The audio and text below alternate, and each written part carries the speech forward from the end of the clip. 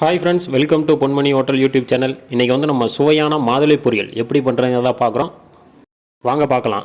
இப்போ வந்து மாதுளம்பழம் எடுத்துக்கலாம். அதை எப்படி கட் பண்ணுறோம் பார்த்தீங்களா? இந்த மாதிரி கட் பண்ணி எடுக்கும்போது ஈஸியாக நம்மளுக்கு வந்து ஊர்ந்து வந்துடும்.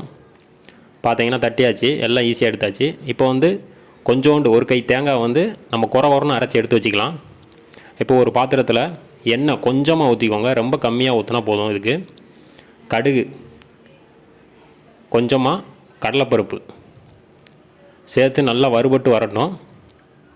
நம்ம பச்சை மிளகா சின்னது இருக்கிறதுலே கொஞ்சமாக காரமாக சேர்த்துக்கோங்க, ரொம்ப காரம் சேர்க்கக்கூடாது.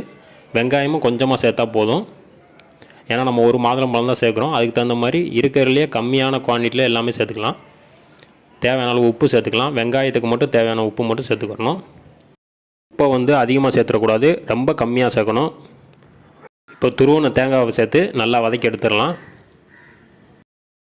தேங்காய் தான் நல்ல டேஸ்ட்டை கொடுக்கும். மாதுளம்பழத்தோடு மிக்ஸ் ஆகி அந்த வதக்கின தேங்காய் வந்து சூப்பரான ஒரு டேஸ்ட்டை கொடுக்கும். நல்லா வதங்கி வந்துடுச்சு. இப்போ மாதுளம்பழத்தை சேர்த்துக்கலாம். மாதுளம்பழத்தை சேர்த்துட்டு ஒரு 10 செகண்டில் நம்ம வந்து ஸ்டவ் ஆஃப் பண்ணிடணும். அந்த ஹீட்லேயே நம்ம வந்து எல்லாத்தையும் நல்லா சேர்த்து கிளறி விட்டாலே போதும். ஸ்டவ் ஆன்லேயே வச்சுட்டு மாதுளம்பழத்தை ரொம்ப நேரம் வதக்கக்கூடாது, வதக்கினா டேஸ்ட்டு போயிடும். ஆஃப் பண்ணி விட்டுட்டு நல்லா எல்லாத்தையும் சேர்த்து நல்லா கலந்து விட்டுடலாம். கலந்து விட்டாச்சுன்னா நம்மளுக்கான சுவையான மாதுளை பொரியல் வந்து ரெடி ஆயிடுச்சு. இதோட டேஸ்ட்டு பார்த்தீங்கன்னா அந்த தேங்காவோடு வச்சு சாப்பிடும் போது அவ்வளோ சூப்பராக இருக்குங்க. சூப்பராக ரெடி ஆயிடுச்சு. 2 மினிட்ஸில் ஒரு சூப்பரான ஒரு ரெசிபி இது. பிடிச்சிருந்தால் லைக் பண்ணுங்கள், ஷேர் பண்ணுங்கள், சப்ஸ்கிரைப் பண்ணுங்கள் ஃப்ரெண்ட்ஸ்.